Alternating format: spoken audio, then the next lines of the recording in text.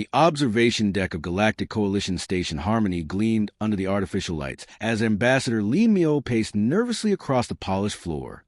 His reflection stared back at him from a massive viewport, showing a man whose composed exterior barely concealed the panic building inside.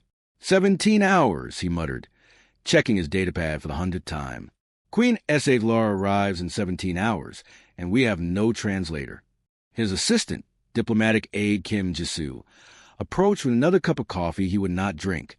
Sir, we have contacted every linguistics department within 3 sectors. No one speaks Vextheri. It is simply too rare. Lee Miho wanted to scream. 3 years of delicate negotiations, countless messages sent through intermediaries, and finally the Vextheri Empire had agreed to meet. Queen S.H. Lara herself would grace their station, a monarch who had not left her homeworld in 2 decades. This meeting could secure humanity's position in the Galactic Coalition, open trade routes worth trillions, and establish Earth as more than just the newest member scrambling for relevance. All of it hinged on one woman, Dr. Han Sora, the only certified Vextheri translator within 20 light years, who now lay unconscious in the medical bay, her brain swelling from an allergic reaction to a medication error. How is Dr. Han? Lee Mio asked, though he already knew the answer. Kim Jisoo's expression said everything. Dr. Park says she will recover, but not in time. Her neural pathways need at least a week to heal before she can process complex language again. A week? Lee Miho laughed bitterly. We have 17 hours.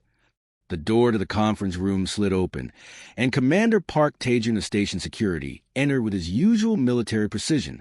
The older man's face bore the scars of past conflicts, and his serious attitude had earned him respect across species lines. Ambassador, I have increased security for the Queen's arrival, Park Taejun reported. But I need to know if this meeting fails, what are we looking at? Lee Miho set down his datapad and met the commander's gaze. Best case? Humiliation. The Vextheri will see us as incompetent and refuse future contact. Worst case? They will consider an insult. Their culture views the inability to communicate as a form of torture. Queen S.H. Lara might interpret our lack of a translator as deliberate disrespect, which could mean war.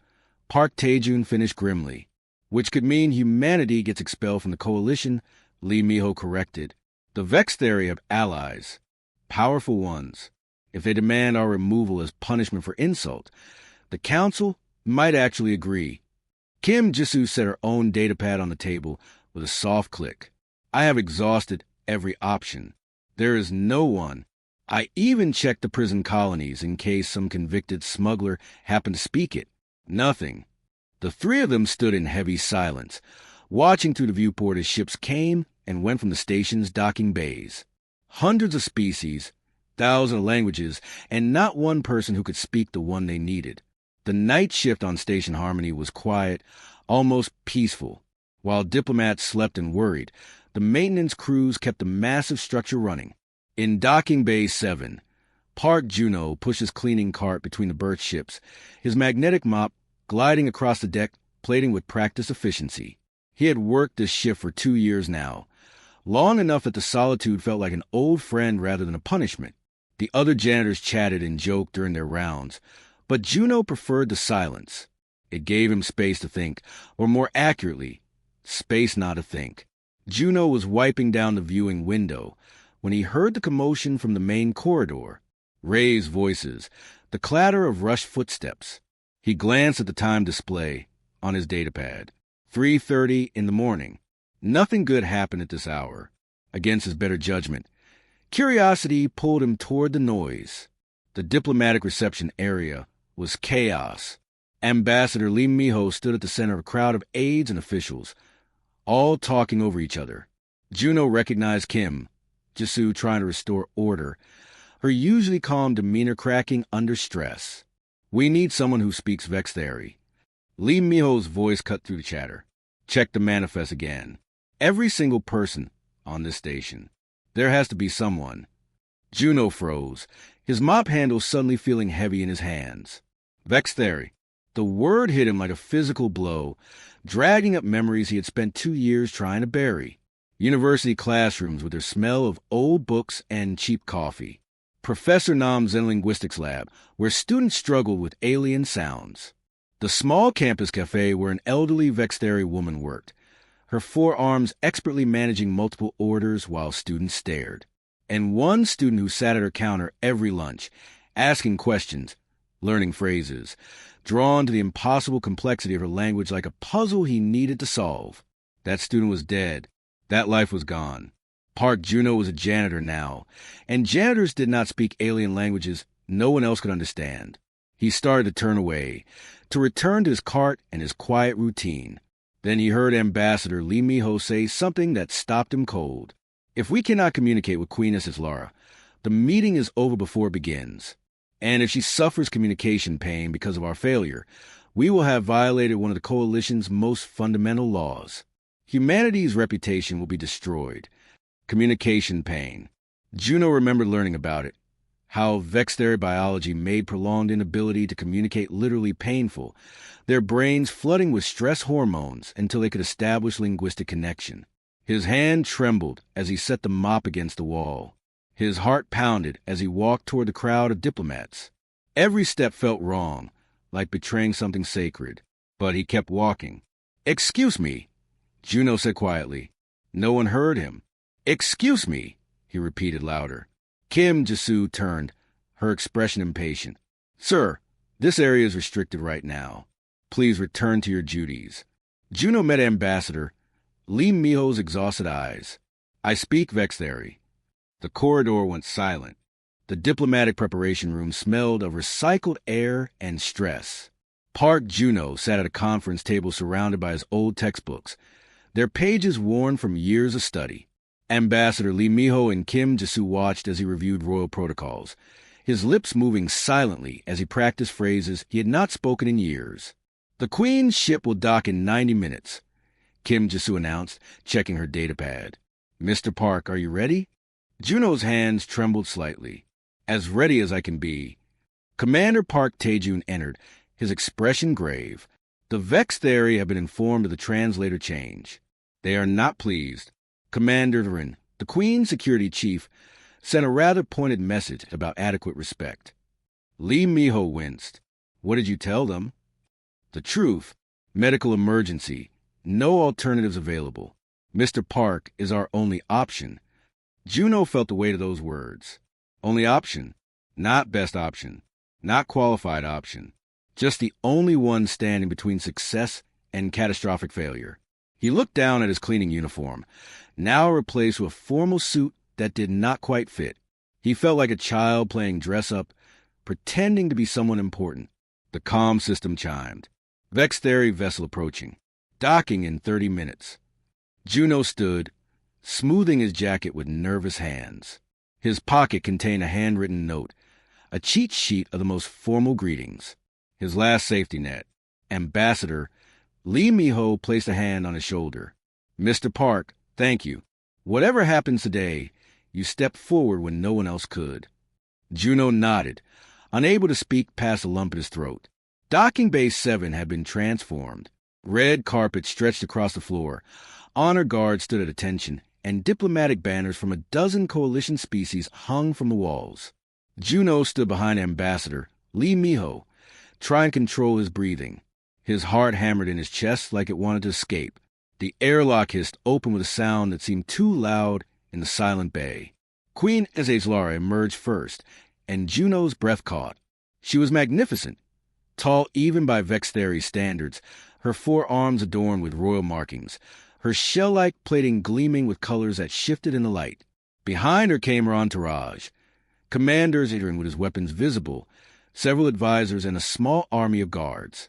Lee Miho stepped forward with Kim Jisoo at his side. He began the formal welcome in coalition standard, the common language most species understood at basic levels. His words were careful and respectful, welcoming the Queen to the station. Queen S.H. Lara's translator device remained silent.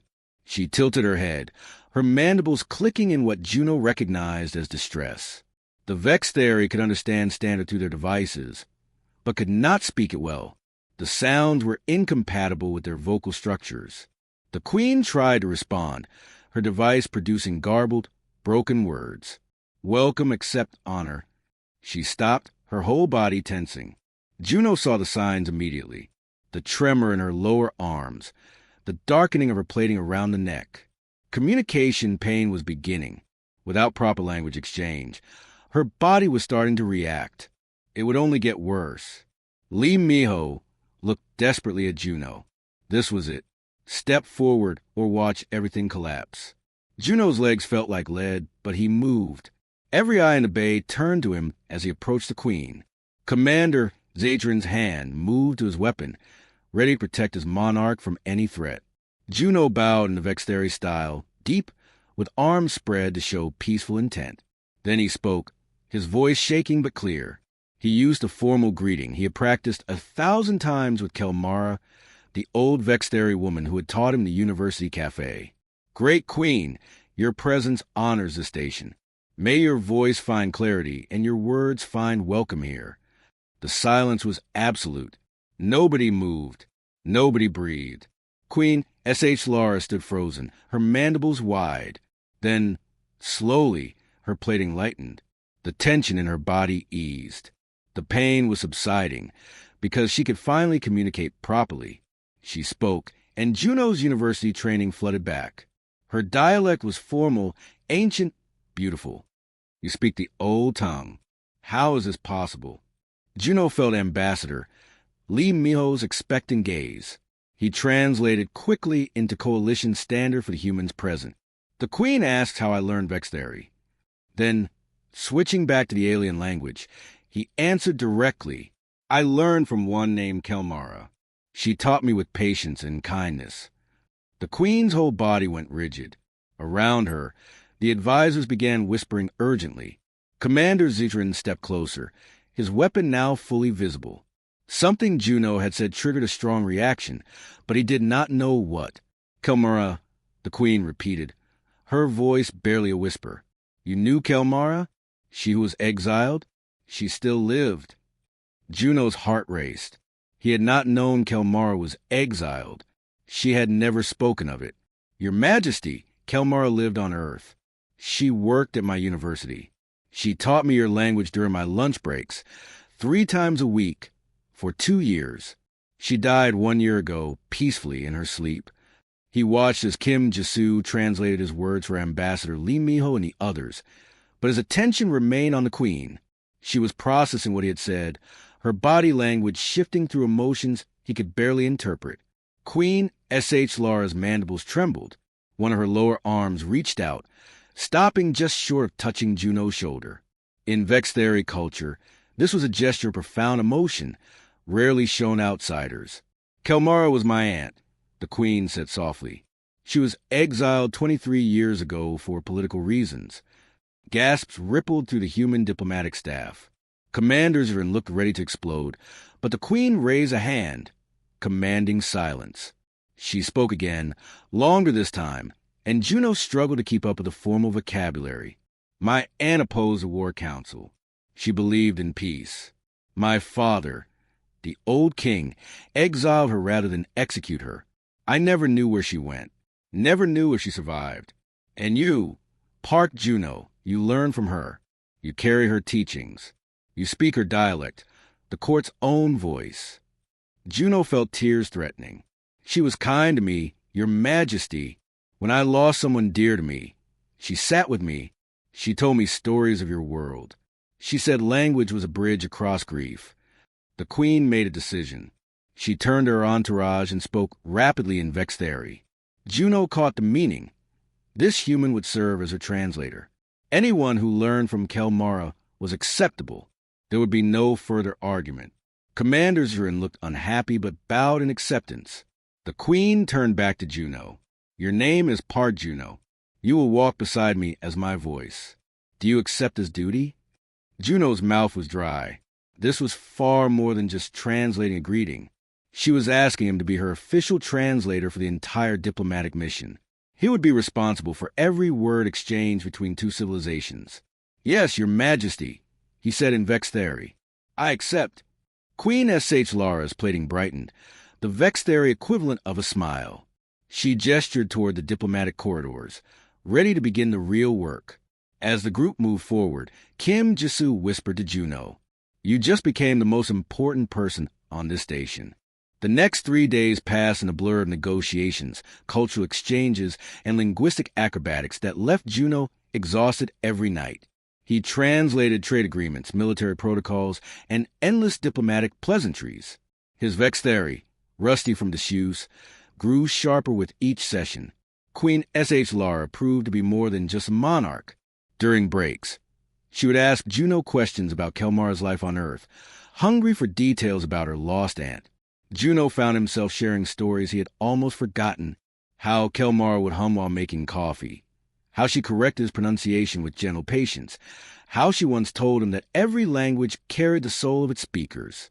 "She spoke of you," Juno said one evening, as they stood in the station's observation deck. The Queen had requested a private moment, with Juno as her only translator. Commander Zrin stood at a respectful distance, ever watchful. What did she say? The Queen's voice carried hope and pain. She said she missed her home, missed her family, but she never regretted her choice. Juno paused, making sure his vexillary was correct. She said standing for peace was worth the price of exile. Queen Lara was silent for a long moment, her gaze on the stars beyond the viewport. "I was young when she left. I thought she was a traitor. Only later did I understand her courage." "She was proud of you," Juno said softly. She monitored coalition news. "When you became queen," she cried with joy. "She told me you would be a great ruler." The Queen's mandibles trembled. In vex theory culture, showing such emotion before a non-family member was rare. But she did not hide it. "You have given me a gift, Juno. Knowledge of my aunt's final years. For this, you have my gratitude." Ambassador Lee Miho had been ecstatic with the negotiations' progress. The trade agreements were nearly complete, and the Queen had even suggested a cultural exchange program. Vex theory scientists would visit Earth, and human linguists would visit the Empire. "This is unprecedented," Lee Miho told Juno after the 4th-day session. "She trusts us, trusts you. Whatever you are doing, keep doing it." But Juno felt the weight of that trust growing heavier each day. He was not just translating words anymore. He was building a bridge between two civilizations. And bridges could collapse if the foundation was weak. The formal dinner was meant to be a celebration. The treaty would be signed the following day, cementing the alliance between humanity and the Vexteri Empire. The station's best chefs had prepared a feast, carefully researched to accommodate Vexteri dietary needs. Juno sat beside the Queen at the high table, with Ambassador Lee Miho on his other side. Kim Jisoo had coordinated everything perfectly. The atmosphere was warm, friendly even. Commander Zadrin had finally stopped glowering at every human he saw. Queen S.H. Lara sampled the prepared dishes with curiosity. The Vexteri ate differently from humans. Their metabolism required specific mineral compounds. The kitchen had consulted extensively with Vexteri nutritional databases to ensure everything was safe. Halfway through the meal, the Queen paused. Her hand went to her throat. Juno noticed immediately. "Your Majesty, are you well?" The Queen tried to speak, but her words came with difficulty. Then she collapsed forward onto the table. Chaos erupted. Commander Zidrin drew his weapon, shouting in Vexteri. The Queen's guards surrounded her, weapons trained on every human in the room. Ambassador Lee Miho backed away, hands raised. Kim Jisoo was already calling for medical assistance. "Poison. Humans have poisoned our Queen." Commander Zatrin roared. Juno dropped to his knees beside the Queen, his mind racing. Her plating had turned dark gray, a sign of severe distress. Her breathing was labored, her forearms twitching uncontrollably. These symptoms looked terrifying, but something about them seemed familiar. She was not poisoned. Juno said urgently in Vexteri, "Commander, listen to me. These are not poison symptoms." Zatrin's weapon pointed at Juno's head. "You did this. All of you." Juno forced himself to focus, to remember every medical text he had studied years ago. Kelmara had suffered an episode once, during their lessons. She had explained it to him afterward, teaching him the medical terminology because he had been so worried. "This is the Rakesh syndrome." Juno shouted. An allergic reaction, not poison. Commander Zatran hesitated. The weapon remained pointed at Juno, but doubt flickered in his eyes. The symptoms. Juno continued rapidly in Vextheri. Gray plating, labored breathing, muscle spasms. This is a genetic condition. Some Vextheri develop allergies to compounds that were safe for their ancestors. It looks like poison, but it is not. The station's medical team burst in, led by Dr. Choi Yuna. She carried a scanner and emergency supplies, but the Vextheri guards blocked her path with their weapons raised. Let her through, Juno demanded. Commander Zigrin, your queen is dying. This is an allergic reaction. We need to find what caused it and give her the counteragent. How do you know this? Zatran demanded, his weapon still raised. Because Kelmara had the same condition. She taught me about it. Please, we are wasting time. Something in Juno's desperation must have convinced him. Zatran lowered his weapon slightly and barked orders to his guards. They parted, allowing Dr. Choi to reach the queen. What am I looking for? Dr. Choi asked Juno, her scanner already working. The Rakesh syndrome, Juno said quickly. It is a Vextheri allergic condition. We need to identify which food triggered it.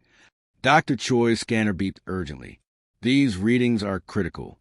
Multiple systems failing. I need to know what compound is causing this, or I cannot treat her. Juno's mind raced back to his studies, to the afternoons with Kelmara when she had explained her condition, what had triggered her episode. He closed his eyes, forcing himself to remember. The cafe, the smell of coffee, Kelmara gasping, her plating darkening, and her words afterward, explaining what happened. Calcium phosphate. Juno exclaimed. The newer generations of Vextheri have developed an intolerance. Commander, check the meal components. Kim, Jasu was already pulling up the menu on her datapad. Her face went pale. The protein substitute. It contains calcium phosphate as a binding agent. The nutritional database said it was safe for Vextheri. For older Vextheri physiology, yes. Juno explained frantically. But genetic drift over the last century means younger Vextheri cannot process it. It is rare, but the queen must have the genetic markers. Dr. Choi pulled a vial from her emergency kit. I have a broad-spectrum allergen neutralizer. Will it work? Yes. Give it to her now. The injection was quick. For agonizing seconds, nothing happened. The room held its breath. Juno's hands were shaking. If he was wrong, if this was actually poison, he had just helped kill a queen. Then Queen S.H. Lara drew a deep, shuddering breath. Her plating began to lighten. Her arms steadied. Her eyes opened slowly, focusing on the faces around her. Queen S.H. Lara recovered quickly, but the attempted assassination, accidental as it seemed, cast a shadow over the negotiations. Commander Park Tajan's investigation moved swiftly, and within 2 days, they had their answer. KRYL separatists. Park Tajan announced to the gathered diplomatic staff. They hacked our nutritional database 3 weeks ago. They knew the queen was coming and planned this carefully. If she had died, the Vextheri would have blamed us, possibly declared war. The coalition would have fractured. Ambassador Lee Miho looked ill. They turned our own hospitality into a weapon. But they did not account for Mr. Park. Kim just said, glancing at Juno. The one variable they could not predict. Juno shifted uncomfortably. He had been called a hero 12 times in the past 2 days. He did not feel like one. Heroes save their daughters from transport accidents. He was just a man who happened to know a language and remembered what an old teacher had told him. Queen S.H. Lara requested a private audience. Juno found her in the medical bay's recovery room, her plating restored to its normal shimmering colors. Commander Zrin stood guard, but nodded respectfully as Juno entered. Juno, the queen said, gesturing for him to sit. How do you feel? I should ask you that, your majesty. Better. Strong. Thanks to you. The queen was quiet for a moment, studying him with her large, multifaceted eyes. I wish to know something. Why did you abandon your studies? Your knowledge saved my life, yet you clean floors. Why? The question struck deep. Juno looked down at his hands, callous now from 2 years of manual labor. No one had asked him this directly before. Everyone had simply accepted his choice to disappear into simple work. Your Majesty, may I speak personally? Please. Juno took a breath. I had a daughter. Her name was Emma. She died 3 years ago in an accident. She was 5 years old. He continued in vexed theory, struggling with the emotional vocabulary. After she died, I could not continue. The studies felt meaningless. I chose simple work because I could not bear anything complex anymore. The queen listened, her mandibles still. When Juno finished, she spoke softly. I too lost my mate. The pain never fully fades. But I learned that honoring the dead means living fully, not dying slowly alongside them. They would want us to continue. Juno felt tears pricking at his eyes. I know, but knowing and doing are different things. Yet here you are, speaking my language, saving lives. Is this not living? The question hung in the air. Was this living? 3 days ago, Juno would have said no. His life was just going through motions, pushing a mop, avoiding anything that required him to care. But now, sitting with a queen who understood loss, he was not so sure. Your Majesty, may I ask you something? Yes. Why do humans surprise the galaxy so much? We are not the strongest or the smartest. Our technology is average. Yet everyone watches us, judges us, fears us sometimes. Why? Queen S.H. Lara's expression shifted. A complex emotion Juno could not quite read. You humans are adaptable in ways we do not understand. You learn languages no one speaks. You find solutions where we see only problems. You persist when others would surrender. This frightens us because we cannot predict you. Is that good or bad? The queen tilted her head. That depends. Will you use this adaptability for peace or conquest? We watch to learn the answer. And what do you think? Juno asked, now that you have met us? Queen S.H. Lara was quiet for a long moment. Then she spoke, her words careful and deliberate.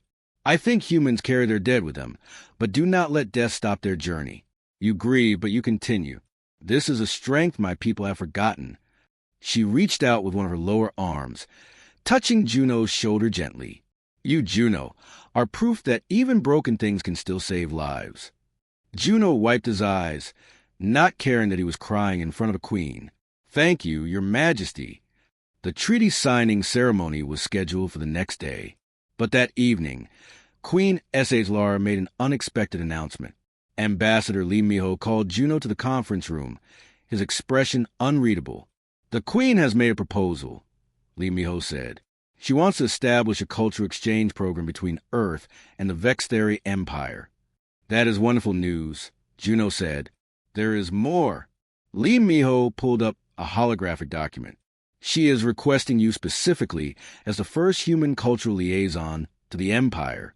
You would live on their homeworld, teach Vextheri citizens about humanity, help establish communication protocols, train new translators. Juno stared at the document, his mind reeling.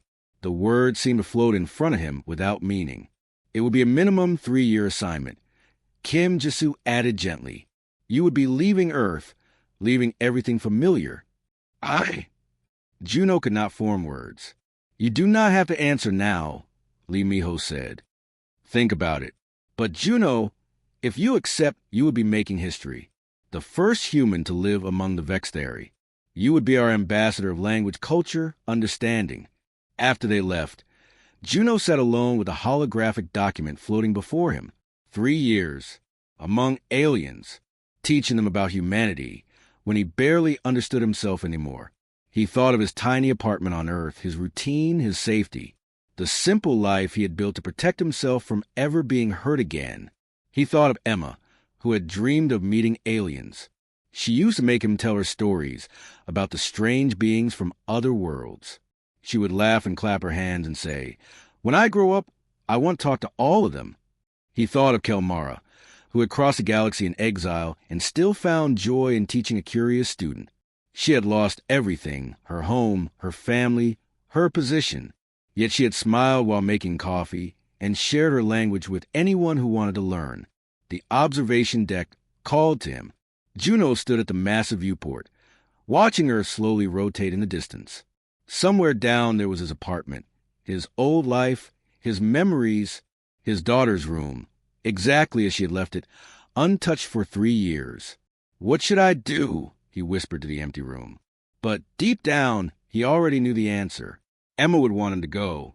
She would be so excited. Kelmar would want him to go. She had taught him language specifically so he could build bridges. And maybe, just maybe, he wanted to go too. Not to forget his grief, but to carry it forward, to let it mean something, to honor Emma by doing what she never got the chance to do. His hand moved toward the acceptance button on the holographic display. It trembled there for a moment, hesitating on the edge of a decision that would change everything. Then he pressed it. The document flashed green. Accepted. Confirmed. There was no going back now. Juno sat down heavily, his heart pounding. He had just agreed to leave Earth, leave his old life, leave the safety of his routine. Terror and excitement warred inside him in equal measure. "Emma," he whispered to the star beyond the viewport, "I hope you are proud of your Appa. I am finally going to meet the aliens, just like you wanted." The observation deck had become Juno's refuge during the surreal week. He stood at the massive viewport now, watching her slowly rotate in the distance. Somewhere down there was his apartment, his old life, his memories. "Mr. Park?"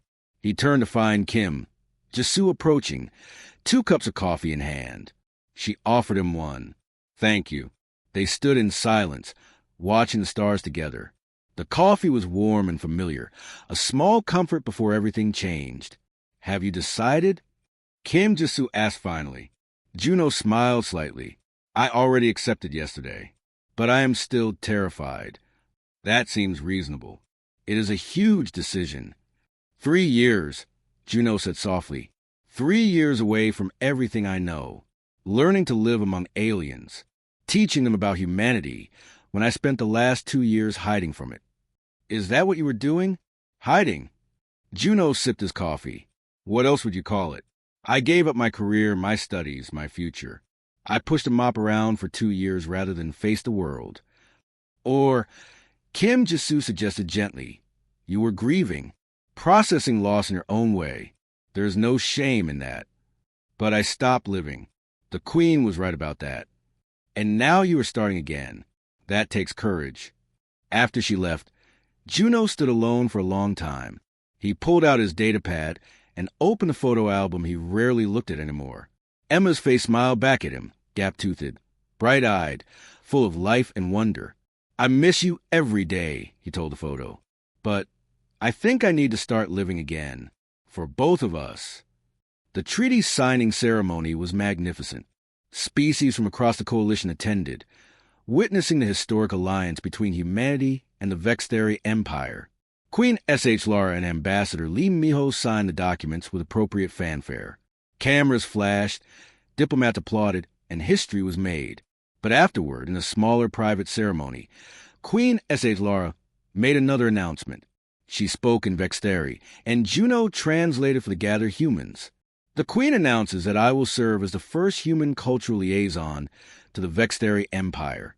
I will teach her people about humanity, help establish new communication programs, and serve as a bridge between our civilizations." Applause filled the room. Commander Zadrian stepped forward and offered Juno a ceremonial blade, a weapon given only to honored allies. Juno accepted it with both hands, bowing deeply. The weight of it felt significant, like he was accepting far more than just a piece of metal. "You have earned the trust of warriors," Zirin said in Vexteri. "Use it well." Ambassador Lee Miho pulled Juno aside afterward, his eyes bright with emotion. "You are making history, you know that? I am just a janitor who knows the language." "Stop saying that." Lee Miho's voice was firm but kind. "You saved an alliance. You prevented a war. You are about to become humanity's voice to an entire empire. You are many things, Mr. Park, but just a janitor is not one of them anymore." Kim Jisoo handed Juno a small bag. "For your journey, some things from Earth. Coffee, books, photos. Reminders of home." Juno looked inside and found his old linguistics textbooks, the ones he had boxed away 3 years ago. His throat tightened. "Thank you." The departure came 2 days later. Juno stood in the docking bay, the same bay where he had mopped floors just a week ago, with a small case of belongings. Inside were his clothes, his textbooks, photos of Emma, and a letter Kelmar had written him years ago, which he had kept but never reread. Queen S.H. Lara approached, Commander Zrin at her side. Juno, are you ready? I do not know, but I am willing to try. The Queen's mandibles curved in her species equivalent of a smile. That is all we ask. Willingness to learn, to teach, to bridge differences. The farewells were brief but meaningful. Ambassador Lee Miho shook his hand firmly. Kim just hugged him, whispering, "Make us proud." Commander Park Taejun gave him a respectful salute. As Juno walked toward the Vexteri vessel, he paused at the airlock and looked back one last time. The humans who had become his unlikely friends waved. Beyond them, through the massive viewport, Earth hung in space like a blue marble. He touched his pocket where Emma's photo rested. "We are going on an adventure, sweetheart, just like you always wanted." The Vexteri ship was unlike anything Juno had seen inside. The corridors were wider to accommodate their larger frames. The lighting shifted through different spectrums, and the air had a different quality, slightly metallic, but not unpleasant. Queen S.H. Lara led him to his quarters. The room had been modified for human needs, with a bed, a desk, and a viewport showing the stars. "These will be your rooms," the Queen said. "Tomorrow, we begin our journey to the homeworld. It will take 7 days. Use this time to rest and prepare." "Your Majesty, may I ask something?" "Always." "Why me? You could have asked for an experienced diplomat, a trained cultural expert. Why a janitor?" The Queen was quiet for a moment. "Because you learned my aunt's language not for career or glory, but because you wanted to understand. Because when you saw me in pain, you helped, even though you had spent years avoiding such moments. Because you are honest about your brokenness, and that honesty is what we need." She placed a hand on his shoulder. "Perfect people make poor teachers, Juno. They do not understand struggle. But you do. You understand loss, fear, doubt, and still you stand here. That is what I want my people to learn from humans." After she left, Juno sat on his bed in his new quarters, surrounded by alien architecture, aboard a ship heading away from everything he had known. The magnitude of what he had done finally hit him. No more mopping floors. No more hiding. No more pretending the world did not exist. He opened his bag and pulled out Emma's photo, placing it on the desk where he could see it. "Look, Emma, we are on an alien spaceship. Can you believe it?" For the first time in 3 years, the memory did not bring only pain. There was sadness, yes, but also warmth. Emma would have loved this. She would have run through these corridors asking a million questions, making friends with every Vexteri she met. Juno could not give her that, but he could live the adventure she never got to have. He could speak to the aliens, learn their ways, teach them about humanity. He could be the bridge between worlds that she had dreamed of becoming. "I will do this for both of us," he promised her photo. The ship's engines hummed to life. Through his viewport, Juno watched as Station Harmony grew smaller. Earth became a distant point of light. Then they jumped to faster-than-light travel, and everything he had known disappeared into the impossible distances between stars. Juno sat in the alien quiet of his new home and felt something he had not felt in years. Not happiness exactly, but something close. Purpose, maybe. Hope. The sense that life might still hold meaning, even after terrible loss. The galaxy was vast and strange and full of beings he did not understand. But he would learn. He would teach. He would build bridges with words and patience, just as Kelmara had taught him.